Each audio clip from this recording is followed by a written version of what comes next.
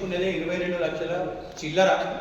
మరి 22 లక్షలు నేను ఎంబీ రికార్డ్ ప్రకారం తీసుకున్నప్పుడు 28 లక్షలు కుంభకోణం ఎట్లా జరుగుతుంది? ఇది తప్పు అన్న దాని మీద కూడా ఎంక్వైరీ చేశారు.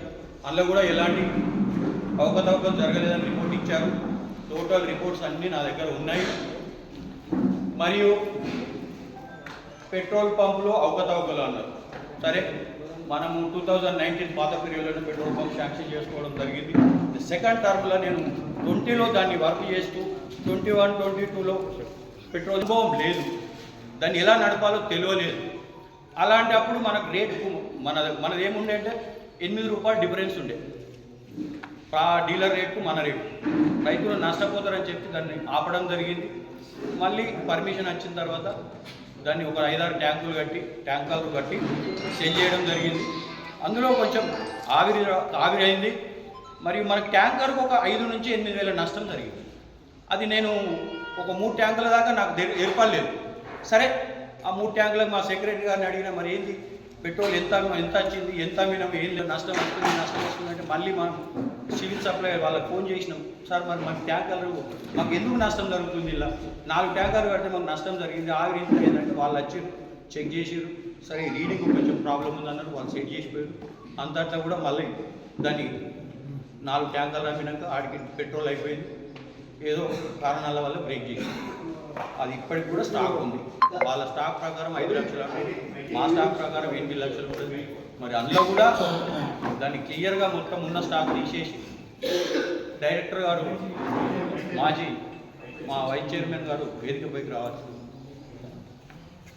అలా ఆ పెట్రోల్ పంప్ కూడా నేను ఒకసారిగా చెప్తున్నా, అది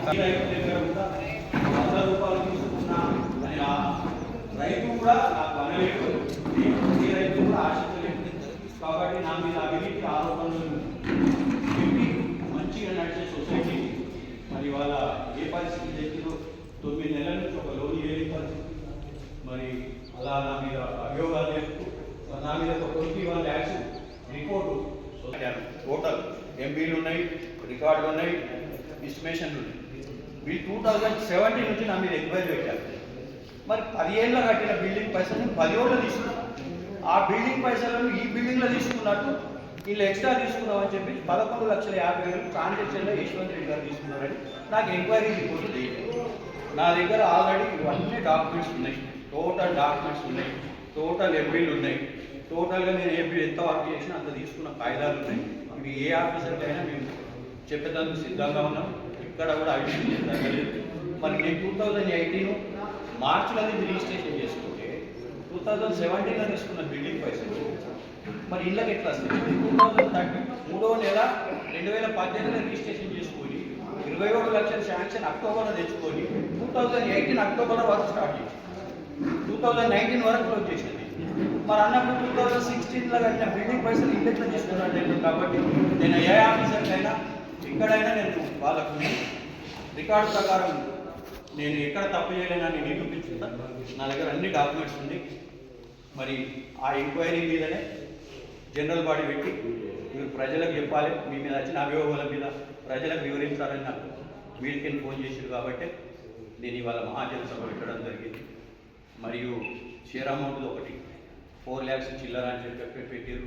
మరి షేర్ అమౌంట్ నాకు ఇప్పటి వరకు కూడా ఏ రైతు నా దగ్గర రూపాయి ఎక్కువ పట్టుకున్నారని తేలేరు.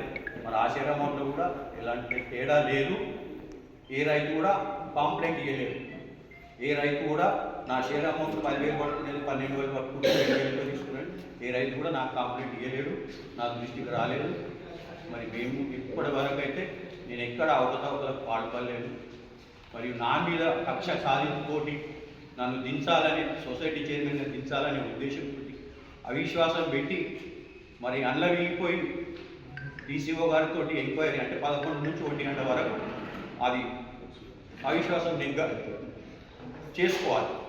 అలాంటిది ఆమెను భయభ్రాంతులను చేసి కాయిదాలు చింపేసి 5 గంటల దాకా ఎక్స్టెన్షన్ చేసుకొని మళ్ళీ తెల్లారి పెట్టించి మళ్ళీ తెల్లారి దాన్ని వాళ్ళు మేము రాలేకపోతున్నామని క్యాన్సిల్ చేసుకొని మళ్ళీ నా మీద కుంభకోణాలు పెట్టి డీసీఓతో ఎంక్వైరీ చేయించి మరి అది కాదని మరి ఆర్డీఓతో ఎంక్వైరీ చేయించి అది కాదని డీసీఓతో ఎంక్వైరీ చేయించి 51 ఎంక్వైరీ చేయించి రకరకాల ఇబ్బందులు పెట్టి ఫైనల్గా నాకు ఒక సెక్రటరీని మార్చి మరి సస్పెండ్ చేసి ఇంకో సెక్రటరీకి ఇన్ఛార్జ్ ఇచ్చిన నాడు నేను పోయి చెప్పిన ఆ సెక్రటరీ నాకు ఎల్లుండి నా మ్యారేజ్ డే ఉంది బాబు, ఒక 2 days టైం నేను వచ్చి నీకు సెక్రటరీ అంటే లేదు నువ్వు ఇవాళ రావాలని అధికారులతో నాకు ఒత్తిడి తెప్పించి నన్ను మరీ పిలిపించుకొని మీటింగ్ పెట్టించుకొని తీర్మానం చేయించుకొని మరి నా మీద కూడా దాడి చేసి ఎలా చేశారో మీ అందరికీ తెలుసు.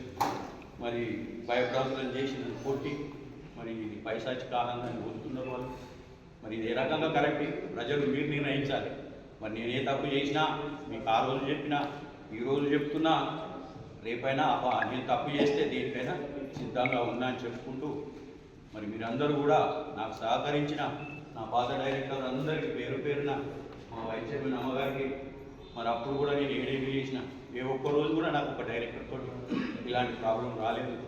మరి ఈ డైరెక్టర్లు ఉన్నప్పుడు కూడా మా 40-47 లక్షల నాబార్డు నిధులు తెస్తే ఒక వేబి చేద్దాం, ఇంకో 4 షటర్లు కడదాము, ఒక పెద్ద గోదాం కడదాము, ఒక 1000 మెట్రిక్ టన్నులతో 2000 మెట్రిక్ టన్నుల శాంక్షన్ తెచ్చి ఓపెన్ చేసి మరి దాన్ని చేద్దామంటే కూడా నన్ను సాగనీయలేక దాంట్లో నన్ను ఏదో రకంగా మేమే కట్టుకుంటామంటే సరే మీరే కట్టుకోనంటే కూడా వాళ్ళు కట్టలేక నన్ను కట్టలేక 1,47 లక్షల నాబార్డుల నిధులను కూడా మరి ఇవాళ రిటర్న్ పెట్టేసి